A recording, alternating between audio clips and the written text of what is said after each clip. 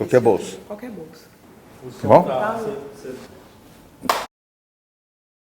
No começo dos anos 80, começou os movimentos a aparecer, a desabrochar no meio de uma situação completamente adversa. Né? Pensar que até 85, né, com a anistia, é que essa coisa realmente vai mudar de figura. Né?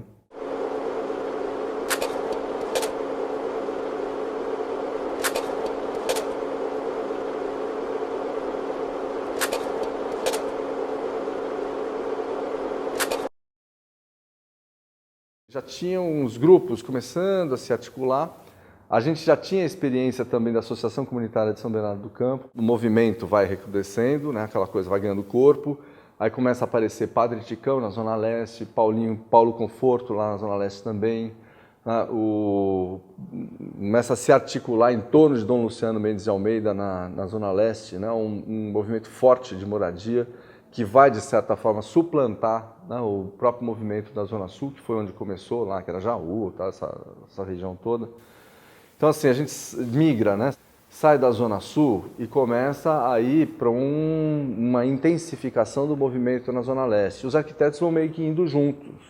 A Leste 1 tem uma parceria com a usina que remonta à própria origem do movimento e da própria usina, né? Ou seja, naquele momento onde se construía uma proposta que hoje a gente chama de mutirão com autogestão, porque naquela época a gente nem sabia falar essa palavra autogestão, ela não estava no nosso repertório, né? Eu acho que isso foi acontecendo muito junto, né? Construindo a proposta, construindo essa ideia, da onde surge um movimento como a Leste 1 e depois como surge uma assessoria como a usina. E o primeiro mutirão, né, que a gente fez junto foi o 26 de julho, continuamos depois aqui na União da Juta, na Juta Nova Esperança e depois também lá na Nácio Monteiro, no Paulo Freire. Era um trabalho de juntar, de parceria mesmo, de juntar elementos distintos, né, saberes distintos, forças distintas para conquistar esses programas, essas políticas, né?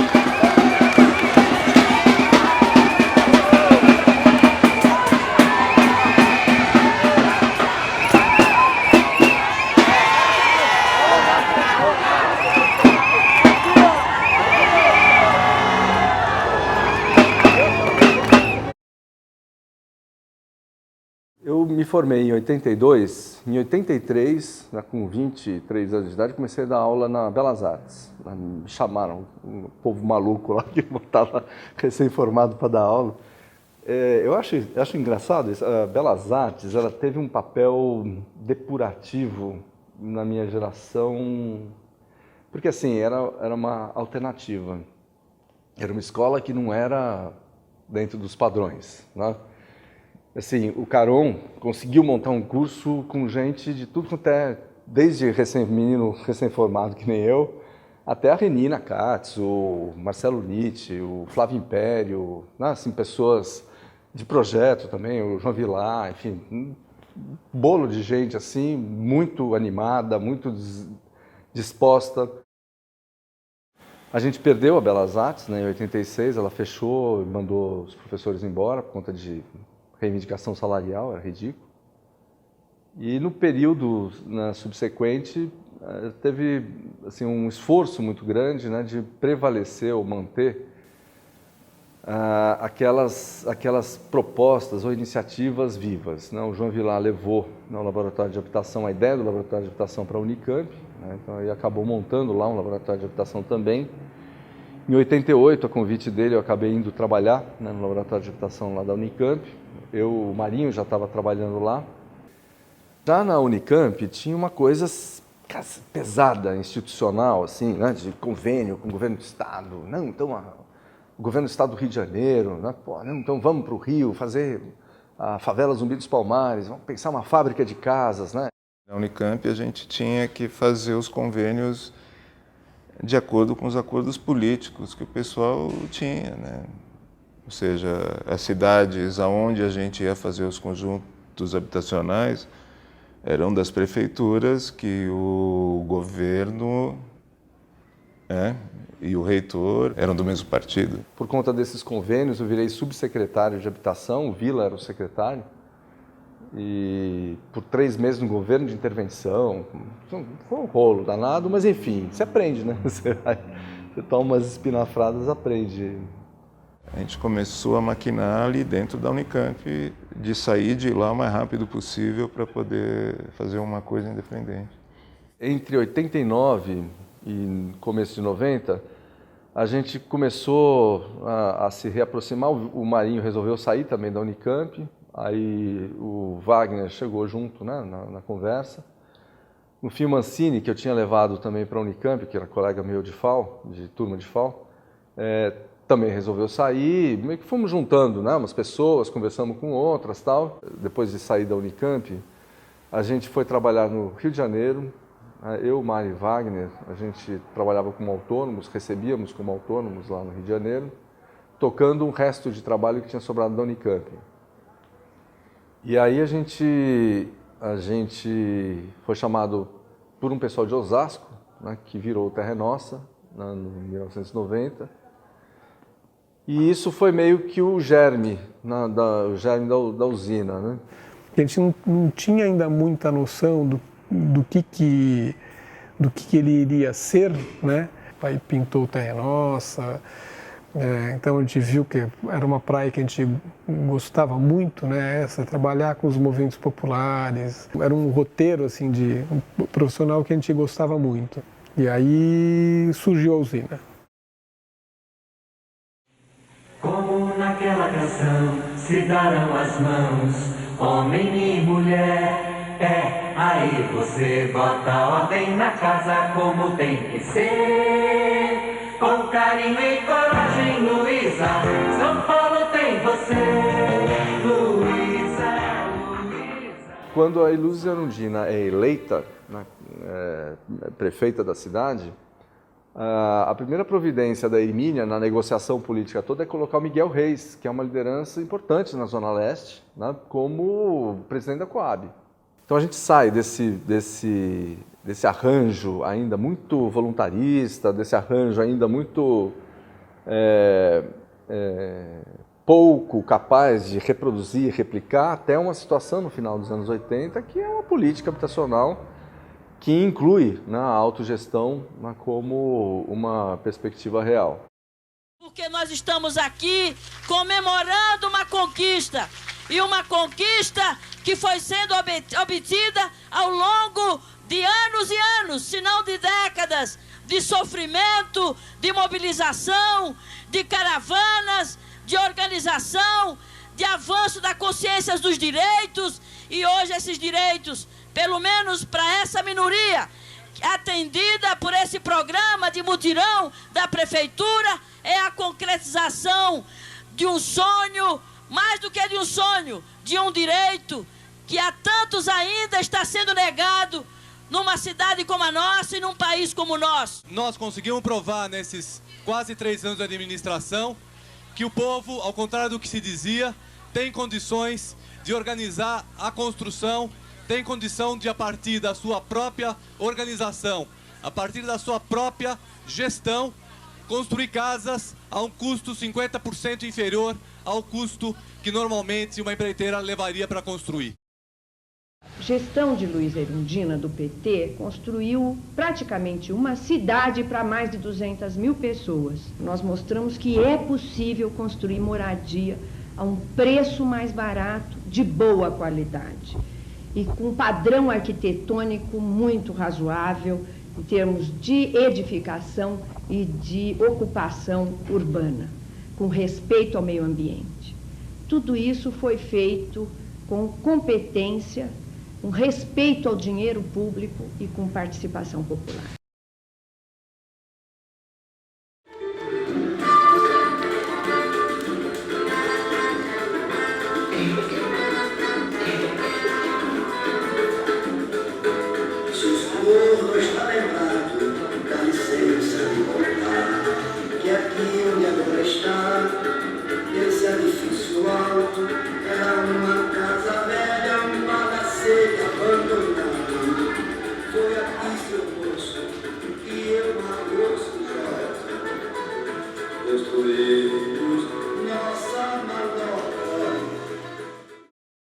autogestão como uma bandeira de luta, defendida tanto pelo movimento como pelas assessorias técnicas, é uma experiência que precisa ser construída. Então não basta você só dizer ou falar sobre autogestão. Como é que você constrói experiências concretas de autogestão e que as pessoas entendam o significado, o sentido, né, o porquê, a partir da própria construção. E o trabalho social ele entra no sentido de debater alguns temas que são importantes, como democracia, participação política e tudo mais, mas também ajudar nessa auto-organização, né? Fortalecer essa organização popular, comunitária no caso, talvez, né?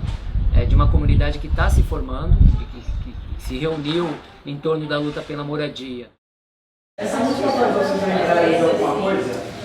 O que essa música faz vocês lembrarem? Os homens chegou no terreno e derrubou todas as tábuas que estavam lá. Qual será que é o papel, o valor, né, da moradia na vida das pessoas? A partir dessa letra, será que a gente consegue fazer, quer dizer, na nossa vida mesmo, qual que é o valor da nossa moradia na nossa vida?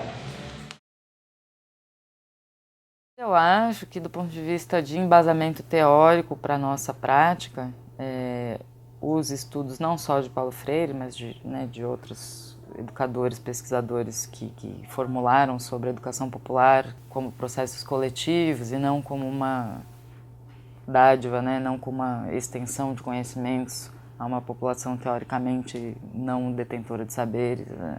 Enfim. Então, esse embasamento teórico, ancorando a nossa prática, permitiu que a gente fosse se humanizando nesse processo também, criando uma noção de humildade que a formação na Universidade de São Paulo não dá para as pessoas, né? Muito pelo contrário. A gente tenta sempre seguir muito as coisas que o Paulo Freire coloca. Ele fala que o educador ele não pode chegar dizendo o que ele pensa, ou dizendo a verdade, ou dizendo, se é que ela existe, né? Ou dizendo o que ele acha que seja certo. Ele precisa conquistar o educando e se colocar junto com ele, dentro de uma mesma perspectiva de que estamos aprendendo junto. A gente já discutiu o projeto fazendo filme Super 8 na unha, no computador, As Mil Moradias do Mancini, né? Bom, a gente já discutiu com papel esparramado no chão. Eu já discuti projeto de urbanização de favela num tapete que a gente estendeu, assim, pendurou num varal, né, no quintal lá da favela. Quem tiver alguma ideia do que quer, de como que é a casa, põe no papel e na reunião da outra semana vocês tragam pra gente, né? Então, foi essa dinâmica que a gente fez com eles. Eles botaram um monte de coisa, a gente recebeu um bolo de papel, viemos para o escritório, olhamos todos os desenhos, né? Então, assim, é um pouco essa não conformidade. É uma estratégia de discussão de projeto, não existe um método. Nascendo sol, 7, 8, 9, 10, 11, 12. Agora é o inverno. Vai nascer aqui, ele vai fazer esse caminho aqui, ó, da manhã, mais ou menos aqui é mais ou menos meio-dia, no inverno. Aí vai pegar a descida da tarde. Ó, tem momento que esse prédio vai fazer uma sombra a partir das 3, 4 da tarde no inverno. Mas a sombra não cobre o pátio ainda, o pátio vai ser coberto mais no fim da tarde. Oi? Tá mudando só o prédio. Hã? Só o prédio, invertendo para ver o que pega sol em que hora. Não, a gente viu algumas opções. Eles alteraram o prédio. Alteramos o prédio.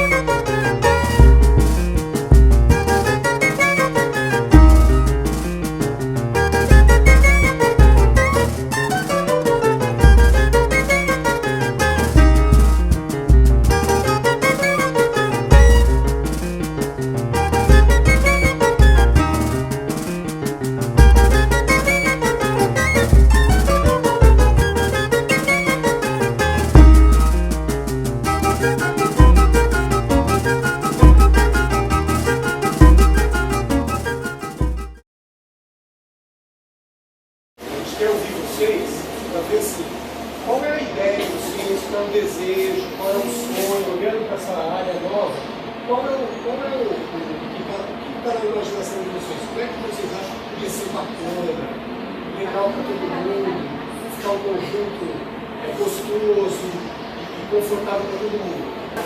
Vocês vão para a Ceilândia? Escola de...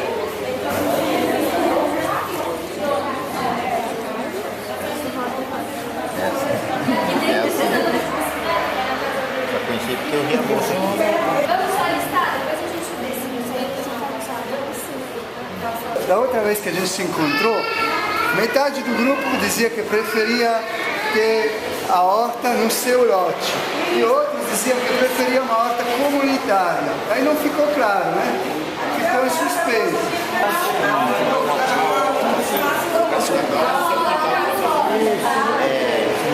Cadê a sala? Cadê a sala?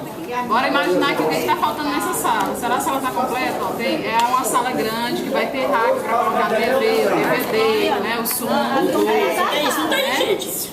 Aí vai ter a mesa para computador, vai ter a mesa de centro, vai ter... Cadê o sofá que eu não vou levar? Sofá. É fundamental para a gente pensar em qualquer tipo de transformação social. Você precisa passar por um processo de autogestão. E a autogestão passava também por dentro da usina.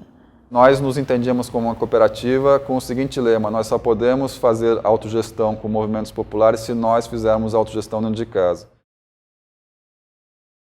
O nosso trabalho ele é contínuo, né? Ele devia mudar o nome, ele devia se chamar usina, devia se chamar usinando. Ele tem uma vida própria, e um outro aqui que também, um outro aqui também, um outro também, e aí, né, o mundo vai acontecendo ali e a gente continua usinando, né? E a gente tem que olhar para trás para ver se o que a gente usinou ali atrás, né? Se não tem alguma outra coisa que a gente precisa observar ali na frente, a gente fala, então, vamos incorporar tal coisa na nossa reflexão, na nossa... Enfim. Sobre as gerações, talvez assim, para simplificar, a gente possa separar essas gerações da usina por décadas, né? Teve uma geração 90 a 2000, né? Que foi a geração fundadora da usina, que teve a experiência tanto do Laboratório de Habitação da Belas Artes quanto do laboratório, que é o núcleo de criatividade da Unicamp, muito importantes, né?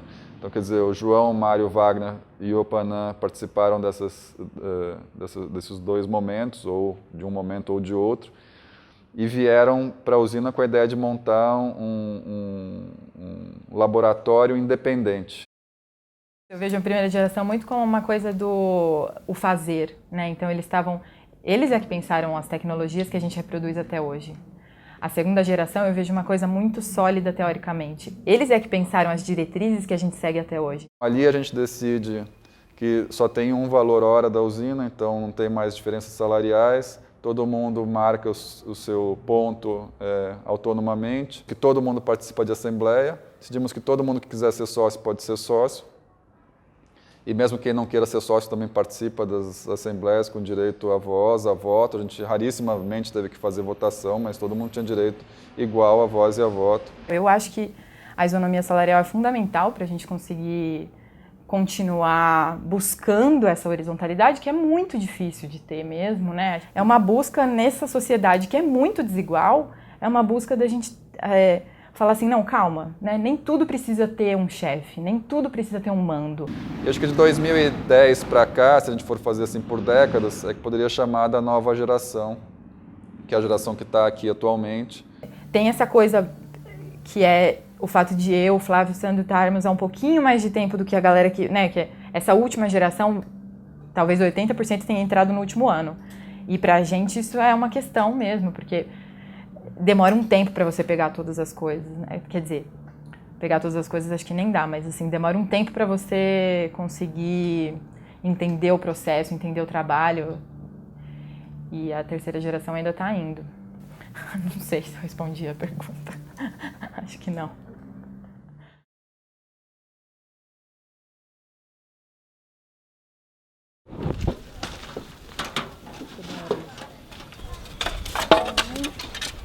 A formiguinha,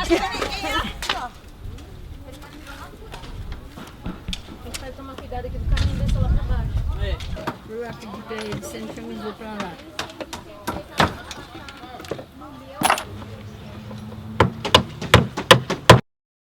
No começo eu tinha algumas dificuldades, porque você é mulher e te rotulam como burra, né? Você não entende, você não sabe fazer as coisas, você não entende do processo, porque isso é um processo que só homem sabe lidar. No começo eu tive essa problemática, mas depois eu acho que assim, tudo é o estudo, é você se interessar pelas coisas. Eu era cozinheira, eu não sabia mexer no computador. Cada coisa que eu aprendo é uma dádiva, uma vitória minha, uma conquista minha junto com o pessoal que tem assim também paciência de estar nos ensinando também. Isso é muito bom, é gratificante. No meu entendimento, não tem nada que eu não consiga fazer. E não tem nada que marmanjo nenhum, nem com o papel da faculdade, vai conseguir me inibir. A maioria é tudo mulher, né? Porque muitas vezes o homem falou que a mulher só tem que dirigir fogão. Hoje a mulher dirige o país, o mundo e o mutirão também, né? Isso é muito importante. Vale a pena e a mulherada aí, ó, muita força, guerra, guerreira, luta. A mulherada tá dominando o mundo. Durante o fim de semana, acho que 80% dos trabalhadores, das trabalhadoras eram mulheres. Quase 80% das famílias enviava como representante a mulher que banca esse trabalho, esse sobretrabalho de fim de semana. E era uma conversa muito comum essa, na hora do almoço. Assim, a hora do almoço sempre era um momento gostoso de saber com que cada um trabalhava de fim de semana, quais eram as relações que cada um tinha dentro de casa. E era recorrente mesmo, a mulherada contar do machismo, do cara que fica lá encostado, que eu tô aqui trabalhando e ele tá lá bebendo cerveja, assistindo futebol no fim de semana e não quer mesmo vir para cá, não acredita que isso vai acontecer. E o que a Diana fomos lá pedir? Nós não fomos pedir escola só para o Paulo Freire. Nós fizemos na assessoria, nós fizemos uma margem assim de 100 famílias, nós colocamos 4 crianças por família, nós multiplicamos e chegamos lá, multiplicamos mais ainda, a gente colocou unidos junto. Aí nós falamos, nós queremos vaga para mais ou menos umas 800 crianças e adolescentes. Aí o prefeito, meu Deus! Ninguém ficou sem escola. Ninguém. Foi nós que corremos atrás. A gente não ficou esperando que caísse do céu, ou depois que está pronto o mutirão. E agora? Meu filho vai estudar onde? Não. Eu espero que vocês também sejam mulheres guerreiras. Uma situação muito comum também de mulheres que eram sofriam violência doméstica até, em termos físicos ou em termos de dominação econômica psicológica, assim, de não trabalhar fora, de não ter autonomia. E aí isso a gente acompanhou a mudança de várias delas. Eu me lembro aqui de cara de umas 5 que mudaram totalmente a trajetória de vida no período do mutirão e conquistaram sua autonomia, se separaram e foram elas sozinhas morar lá na Paulo Freire depois de pronta a obra. Não é só a moradia, é como ter uma renda, é ter um curso para fazer. Eu quero fazer minha faculdade, eu vou fazer o vestibular. Minha filha vai, eu falei assim, estou dentro. Quero fazer meu vestibular, quero fazer minha faculdade. Lá atrás eu parei, mas eu disse, não estou velha, vou à luta. Entendeu? Para aprender mais. Então eu tenho uma sede de saber muito grande. Eu quero saber mais. No Senai tem curso para pedreiro, né? N fatores. Eu me inscrevi no curso. Quando eu cheguei lá, só tinha homem. Só homem tinha no curso. Aí todo mundo ficava me olhando. Eu pensava assim comigo. Eu tô num grupo de moradia. O grupo de moradia fala de autogestão, né? Eu entrei num curso do Senai para fazer uma coisa, mas na outra semana eu corri e troquei para me enfiar numa situação que vai ser obra. Os caras viravam para mim e falavam assim, mas você não vai dar conta, você não vai conseguir carregar o bloco, você não vai conseguir fazer isso, você não vai conseguir fazer aquilo. O dia que eu virei para eles e falei para eles, eu sou coordenadora de um grupo de moradia, que eu tenho 500 famílias. Se eu lidar com 500 famílias, a construção no meio do caminho vai ser baba para mim, porque o que eu aprender aqui eu vou usar lá. Se eu consigo lidar com 500 famílias, o que é um bloco no meio de um mutirão? Aí os caras ficam olhando para mim com uma cara tipo de ué, né? ela é maior do que a gente imaginou.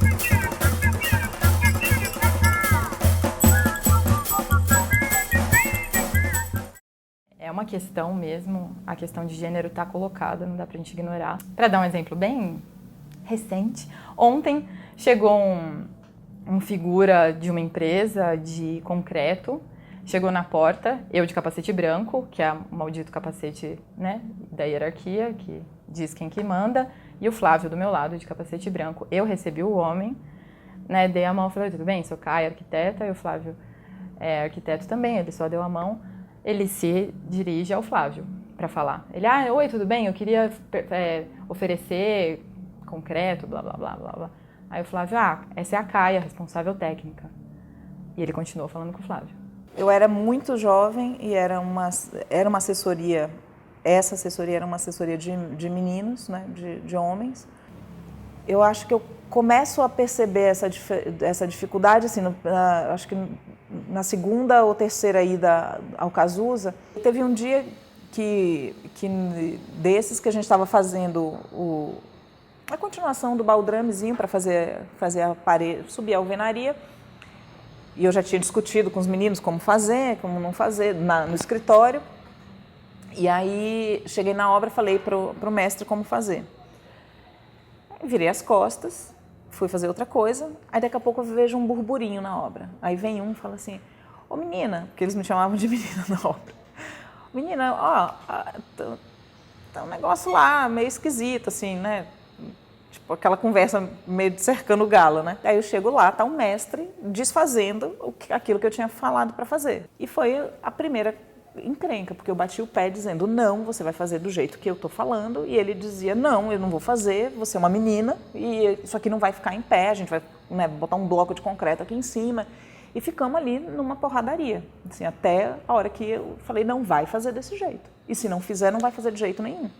Até o mestre pegar o jeito de que eu também era uma arquiteta e que tinha a mesma voz do Flávio e do Gabriel, demorou um tempo. Os recém-contratados, por exemplo, sempre quando eu chego, eles ficam meio assim, né?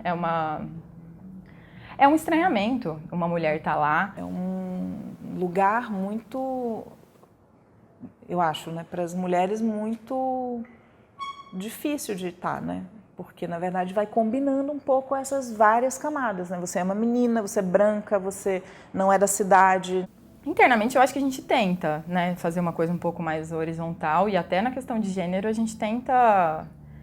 Mas, é isso, no limite, no trabalho a gente reproduz. As mulheres organizam e os homens são o geral. São os homens que aparecem, são eles que vão dar palestra, são eles que são chamados. Mesmo que a gente não queira, a gente acaba reproduzindo. Então, vou ler aqui um exemplo de uma fala, que eu não vou citar quem foi, mas... As mulheres são bem mais pé no chão, bem responsáveis. Sempre que é para botar a mão no freio, falar, olha, cuidado, são as mulheres. Né? Quem que faz essa fala xarope? Que é xarope. Quem põe a mão no freio é xarope, porque tá todo mundo sonhando, né? E aí, é ótimo assim, a fala termina. As mulheres são assim, não só na usina. Para mim, é uma complementação ótima. Claro, porque daí permite que eu sempre ponha o pé no acelerador e que tenha alguém retranqueiro junto comigo puxando a mão do freio. Então, também para a gente pensar como também no nosso imaginário é confortável as posições. Então, assim, é super confortável que tenha uma mulher tocando a usina nas costas, porque daí eu também não preciso tocar. O bom é que a gente consegue discutir isso na usina, mas, por outro lado, a gente muito pouco consegue romper.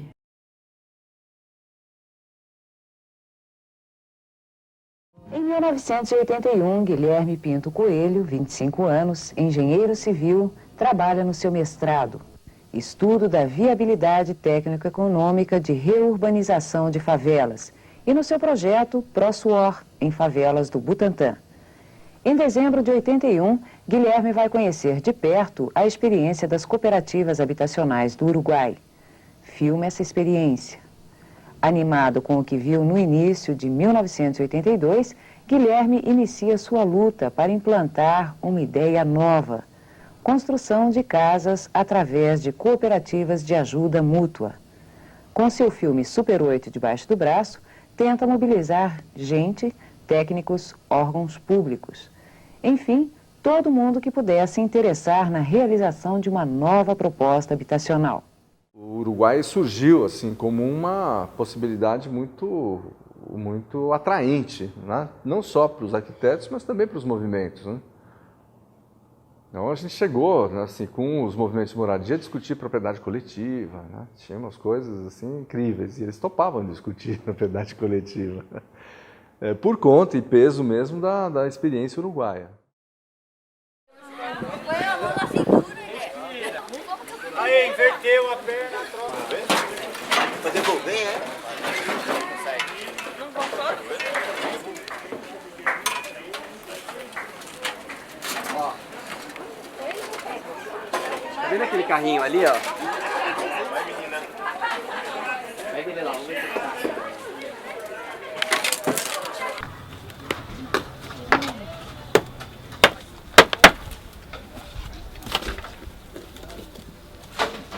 Ô Genilson, oi.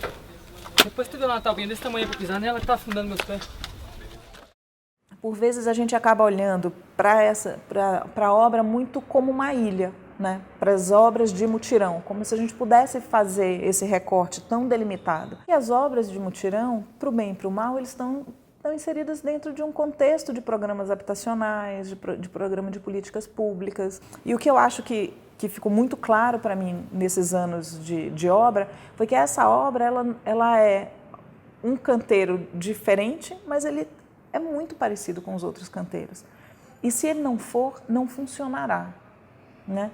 E qual é a moldura desse não funcionará? São os constrangimentos dos programas. Todos os mutirões demoram muito mais do que obram por empreiteiras, isso é óbvio. Todos os nossos mutirões, tem mutirão que demorou 5 anos. Mas a qualidade está aí, né?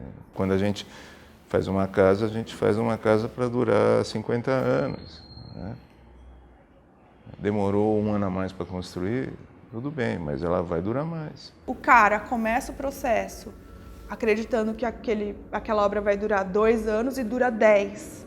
E nesses 10 anos você vai vendo as pessoas desistindo e indo para outras alternativas. Isso é altamente compreensível, viu? Porque é um processo penoso para todo mundo, né? Sobretudo para quem está ali dependendo disso para dar uma guinada na vida, enfim. Fazer um apartamento de 30 metros e fazer um de 60 é diferente? Muito diferente. É muito melhor? É muito melhor. Mas as contradições permanecem, né? Então, eu acho que esse núcleo de tensão, eu acho que ele serviria mais aos movimentos se ele permanecesse como um núcleo de tensão e não como uma ferramenta de expansão da proposta. Então, acho que se a gente retoma a tensão que o canteiro coloca, que o projeto em canteiro coloca, é interessante, né? Não desqualifica a proposta, eu acho que ajuda a compreender a dinâmica da cidade, né? Ao longo desses 25 anos da usina, sempre pensou a tecnologia, não em si, mas a tecnologia sendo utilizada, sendo construída pelas pessoas. Na obra do mutirão, por exemplo, ao decidir sobre determinado tijolo, a gente não só vai na fábrica dos tijolos para ver a fabricação do tijolo, mas como esse tijolo passa na mão de todos, olha o peso desse tijolo, olha como ele funciona. A gente vai fazer ele assim, assim, assado. Todo mundo conhece? Ah, não conhece, então vamos conhecer junto. Então, antes do início da obra, essas decisões de tecnologia, de procedimentos da obra já são feitas coletivamente. Esse furo que tem aqui é por onde a gente passa a instalação. Aí tem um outro, isso, é para garantir essa passagem do tubo, né? Os tubos que passam aqui dentro. Então a gente chama ele de chifrudo, é o tijolo chifrudo. Aí tem chifrudo, legal, né? Então, aí entra esse aqui de um lado e entra esse do outro, né? Que é para estar dando amarração e garantir a passagem do tubo aqui, né?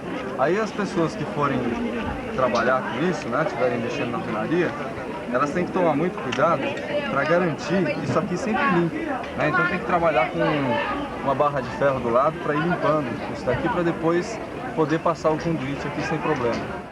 A história da cerâmica, né, da cerâmica estrutural, da cerâmica autoportante, ela foi também, usar o tijolo cerâmico foi um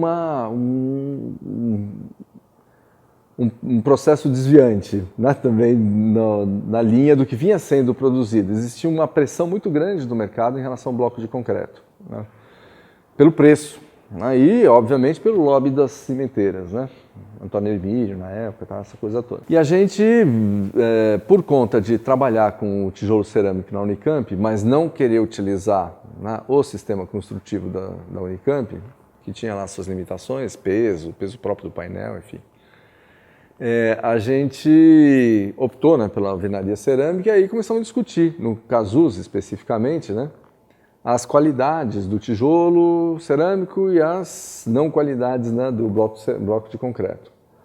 E foi muito difícil ali a discussão, até porque o mestre de obras, que era contratado de fora, não era do mutirão, ele estava fazendo campanha contra. E no fim a gente acabou, né, conseguindo convencer o povo lá por conta do bloco cerâmico. Depois a gente aprendeu um truque, é quase um truque.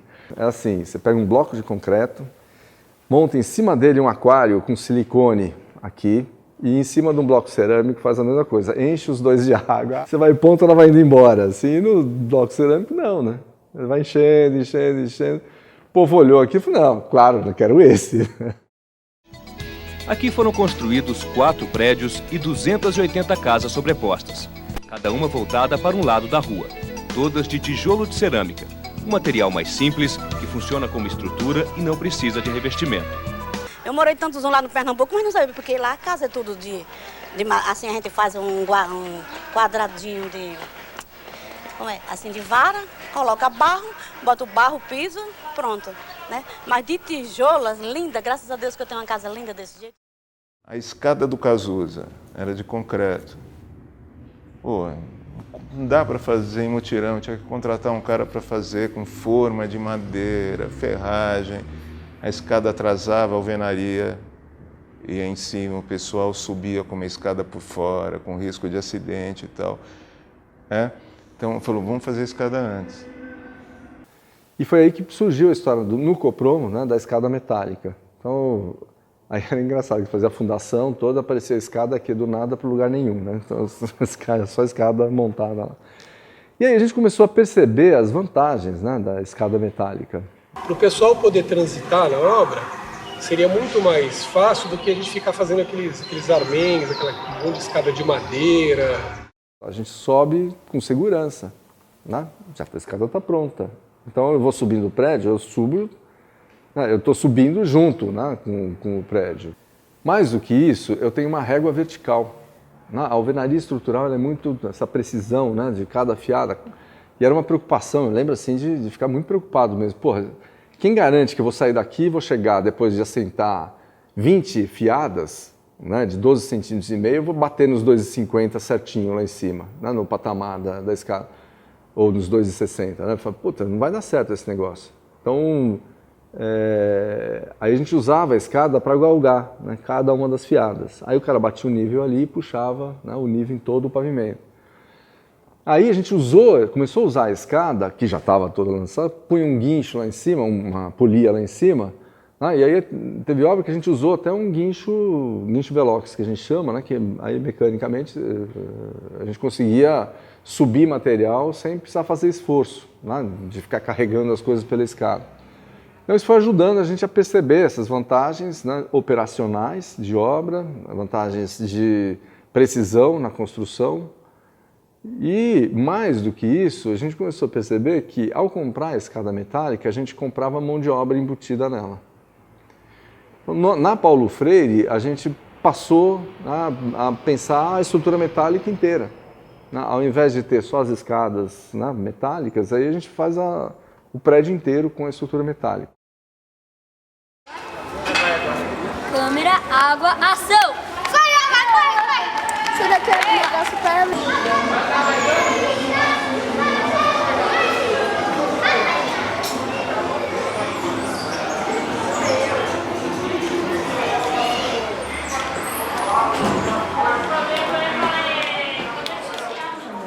Então, ó, isso aqui é meu cantinho, eu tô falando pra Marcela aqui. Além da gente ter autonomia de fazer algumas mudanças dentro do apartamento, que eu falei pra ela que como é um multimarcão de gestão e aqui é estrutura metálica, eu tava falando pra ela, eu tenho 2 filhas, então olha, se um dia elas casarem e eu quiser transformar o quarto delas numa sala imensa, eu posso derrubar essa parede. Porque não é pilar. Isso, derruba a parede, transforma numa sala grande. Eu posso, ou eu tirar aquela parede do quarto e fazer o meu quarto maior. Aí ela, nossa, eu digo estrutura metálica. Eu falei, porque aqui é tudo, as estruturas estão aqui. Eu falei, você não está vendo aqui dentro, que elas estão todas, né, embutidas. O que é fantástico no trabalho do Copromo e depois nos outros que a usina fez, de entender essa torre de escada metálica, o uso do bloco estrutural, da laje painel, é que nós estávamos reprojetando a tecnologia a partir das exigências de um trabalhador coletivo sem patrão e autodeterminado dentro das possibilidades de autodeterminação, obviamente, que o capitalismo permite. A hora que o arquiteto opta por aquele sistema construtivo, ele tem alguma informação de que pode ser mais perigoso ou menos? Não tem. Então, eu acho que isso é fundamental. Eu acho que a gente tem que dizer que o arquiteto, quando ele desenha, ele é o responsável por isso. O canteiro é um lugar do fazer artesanal. Assim, não tem quase nada de recurso tecnológico desenvolvido. Os canteiros, como um todo, não necessitam do desenvolvimento tecnológico, né? Porque pressupõe a morte de trabalhador e o acidente do trabalhador. A coisa do batistaca, por exemplo, não é possível que não dá para ter alguma coisa para proteger esses caras? Dá, né? Daria para ter uma gaiolinha assim em volta da estaca, por exemplo, que se ela tombasse, ela não ia cair. Daria, mas não faz, não desenvolve. Porque se ele morrer, os direitos que vai ter que pagar para a família, não sei o quê, tudo bem, vai ser tão baratinho, né? Melhor continuar explorando. A violência, a morte, acidentes, isso é um pressuposto da construção civil hoje no Brasil. Isso não é exceção, né? Porque o que aparece para a gente é como exceção, né? Quando a gente vai para o canteiro, a gente começa a perceber que isso é um pressuposto da tecnologia colocada no canteiro hoje. Não só da tecnologia, as relações de trabalho, tudo, é um pressuposto, né? Se contabiliza esse acidente, essas mortes, né? Então, é isso que é o mais assustador.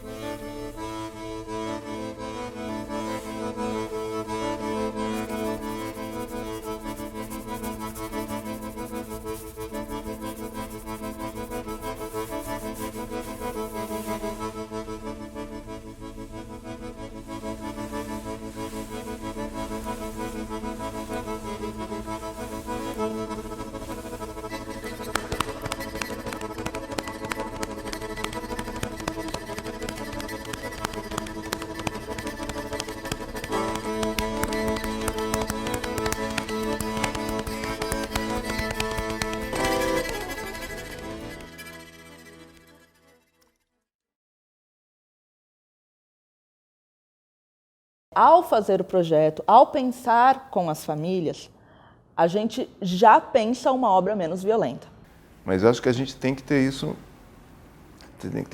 como premissa. Assim, a hora que a gente desenha, a gente tem que saber que alguém vai construir, que tem uma pessoa que vai construir aquilo que a gente está desenhando. Eu sempre digo assim, não é só o que fazer, a gente tem que desenhar pensando em como fazer. Se a gente desenhar pensando em como fazer, a gente está sendo político.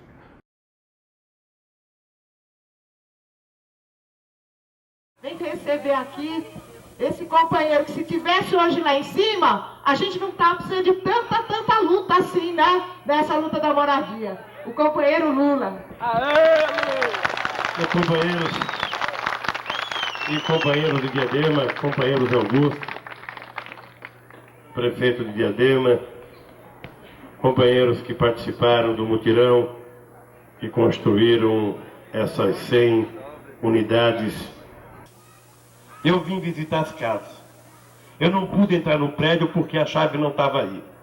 Mas eu entrei naquelas casinhas lá. E eu conheço muitas casas construídas pelo poder público no país. Conheço muitas casas em todos os estados do Brasil, do Rio Grande do Sul ao Amazonas, todo o Nordeste brasileiro. Eu conheço as casas populares construídas. Eu conheço as casas construídas pelo PMDB. Eu conheço as casas construídas pelo PFL. Eu conheço as casas construídas pelo PDF. E eu posso dizer que, comparada a essas casas, o que eles fazem não é casa, é chiqueiro. Está demonstrado que a hora que a gente tiver competência de acreditar na organização do povo e acreditar que o povo por si só pode começar a resolver seus problemas, ao invés da gente ficar esperando que eles construam combate para o povo se une num sistema de mutirão e constrói casas decentes em que os filhos da gente vai ter orgulho de morar dentro de uma casa dessa. Está demonstrado outra vez que o Brasil pode ser diferente. O Brasil poderia ser um mutirão de construção de casa, ser um mutirão de construção de escola, ser um mutirão de construção de hospitais, ser um mutirão de decência. Nós, hoje, temos esse programa, o Minha Casa Minha Vida, que já atingiu 4.100.000 moradias contratadas. Minha Casa Minha Vida e o lulismo trouxeram contradições muito fortes, né, para os movimentos. Que tipo de política nos é destinada, né? É um programa que é anticíclico, que é um programa econômico e que de política mesmo habitacional não tem nada. O Minha Casa Minha Vida, ele veio assim, né, de 2009 para cá, ele veio dilacerando qualquer proposta de construção diferente dele. Várias vezes com o movimento a gente já sentou e falou assim, não dá para comprar esse terreno, é muito caro, não sei o quê. Vocês têm que lutar por desapropriação, vocês são o movimento mais forte. Eles olham pra gente e falam assim, não há possibilidade, não tem contexto, não dá. É o que tem, vamos nesse mesmo, porque pelo menos a gente continua, senão a gente vai ser minguado. Bom, acho que o contexto político ele é a base do nosso trabalho, né? Ou seja, até antes de falar de governos, né, fala da própria sociedade. Ainda, né, você vê um embate muito grande das forças conservadoras da sociedade contra qualquer política pública social. E nesse momento é bastante forte esse embate. Esse embate é justamente das forças que dizem, não, olha, moradia tem que ser mercado. Né? Moradia é uma questão de mercado, as pessoas têm que ter condição de comprar a sua casa no mercado. E nós falamos, não, moradia é direito, moradia tem que ser política pública subsidiada. Viva a luta da moradia! Viva o Dia Mundial dos Sem Teto!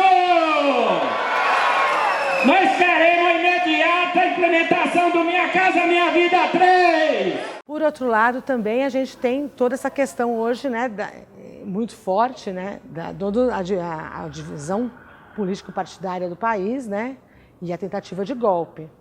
E a gente entende que se a gente não garantir, não estiver junto garantindo que essas mudanças prossigam, ao contrário, nós vamos começar a perder direitos, já começamos a perder direitos. Era uma meia dúzia, uma playboyzada aí nos jardins, que porque o titio Aécio perdeu a eleição, ficaram bravios e foram pra rua contra o povo. Nós queremos falar de uma intervenção nos rumos do país, mas não é intervenção militar, é a intervenção popular que nós vamos fazer para esse país ter as reformas que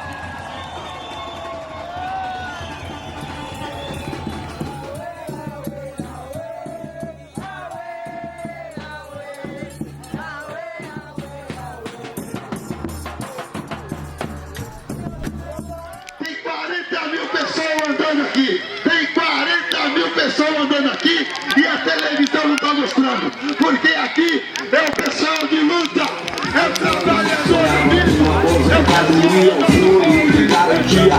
Governo Collor, tudo reprimido, menos da metade devolvido. Vive o pesadelo, plaquinha compra ouro, plaquinha de emprego. Ele é um dos que você enfrenta a todo mundo. Chamou de vagabundo, me explica. Na inauguração da Globo em São Paulo, você na primeira fila. Heliópolis chegou de ponta a ponta.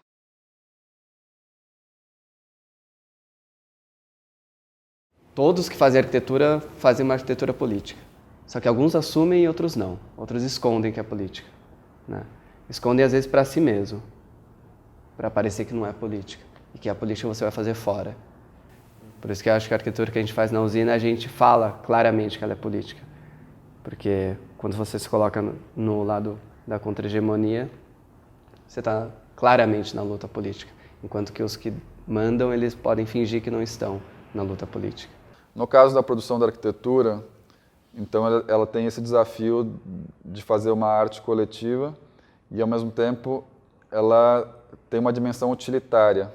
Talvez a forma mais política de fazer arquitetura seja que esses dois polos sejam permanentemente problematizados e colocados em movimento para fazer uma obra que, ao mesmo tempo, crítica sobre a situação de vida e da cotidianidade, e, de outro lado, de colocar esses trabalhadores coletivos em ação, né, cooperada, movido por uma vontade própria, sem subordinação a um patrão, a um líder. Nós sempre tivemos como um dos objetivos mexer na própria produção, né? Então, mudar a prática no canteiro de obras, na execução, na produção, na construção mesmo do espaço. Quem fez isso tudo? Como isso tudo foi construído?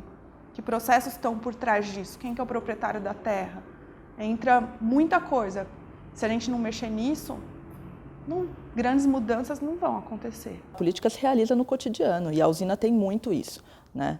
A gente sempre entrou muito em crise aqui dentro justamente com esses parâmetros maiores, né, de transformação, mas a prática sempre levava a gente a acreditar que é nessa transformação cotidiana que as contradições apareciam de uma forma muito mais potente. A outra situação em que eu acho que é possível um trabalho diferente é no que vocês estão fazendo na autoconstrução com o mutirão do autogerido. É trágico, porque o pessoal está na miséria, está com fome, está trabalhando a mais do que deve, etc, etc. Mas, ao mesmo tempo, como isso não interessa o Banco Mundial, como isso não interessa ao sistema, há a liberdade, né? Uma liberdade triste, porque é uma liberdade nessas condições, condições de carência, de quase tudo, mas aí há.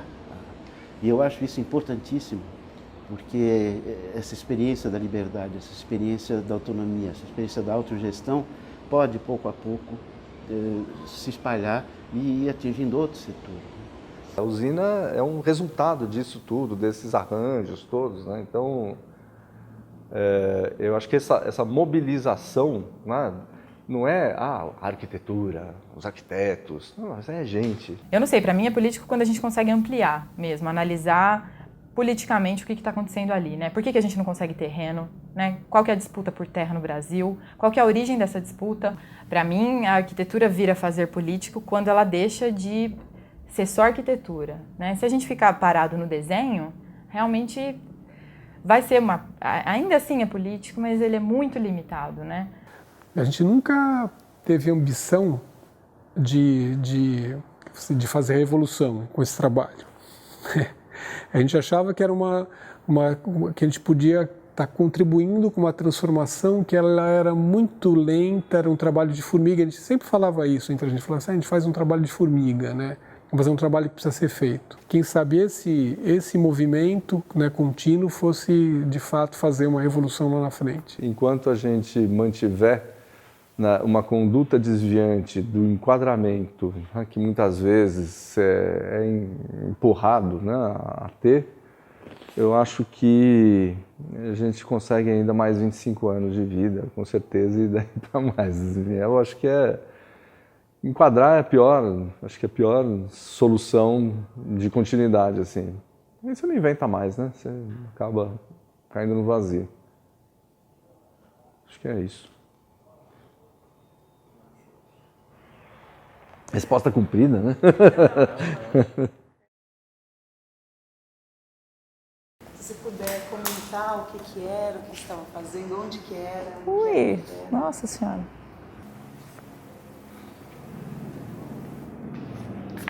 Então.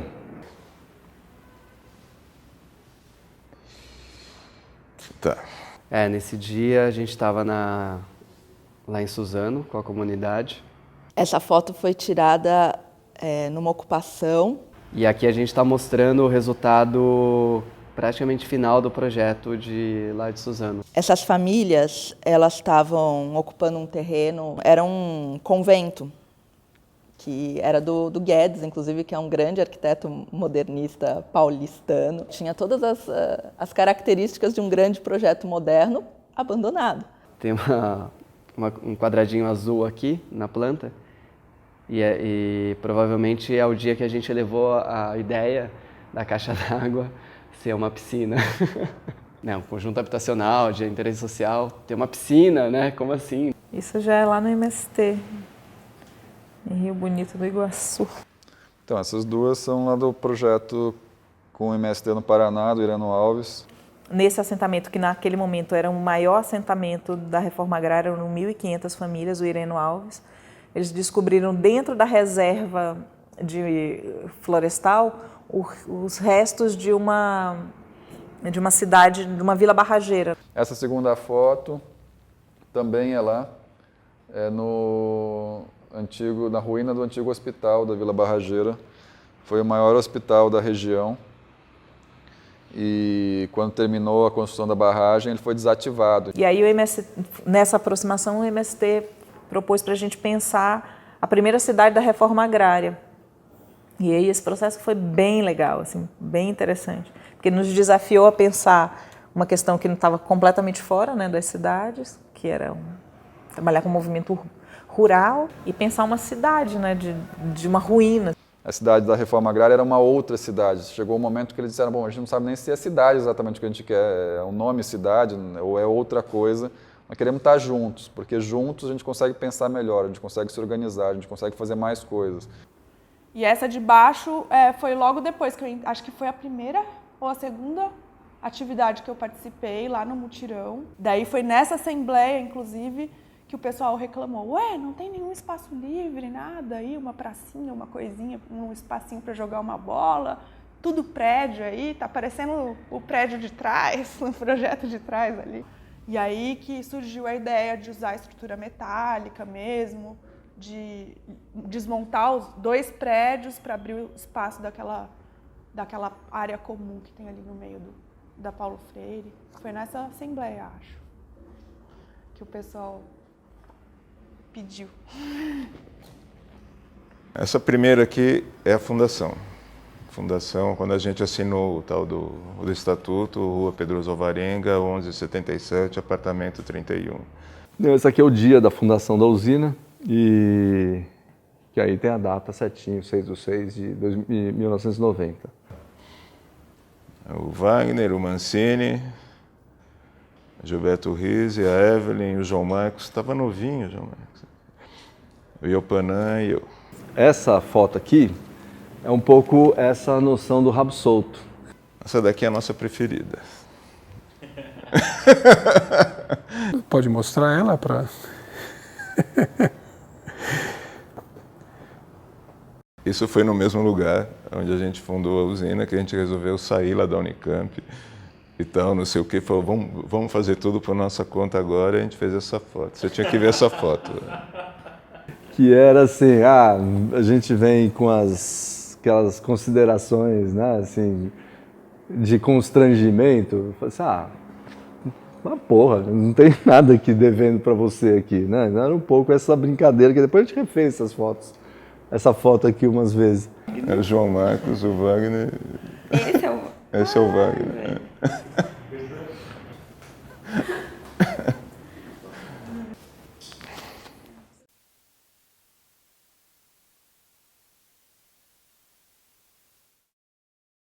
Eu acho que é complicado fazer um documentário sobre uma coisa tão grande.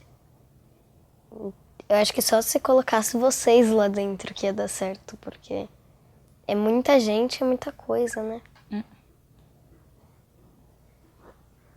Por isso que a própria noção de documentário, enquanto documentário, é questionável, minha filha. Porque se tem autoria, tem um elemento de subjetividade da pessoa que escolhe o que vai ser mostrado, o que não vai ser mostrado. Então, é ficção por esse ponto de vista, porque é um olhar dentre tantos olhares que estavam envolvidos. Entendeu?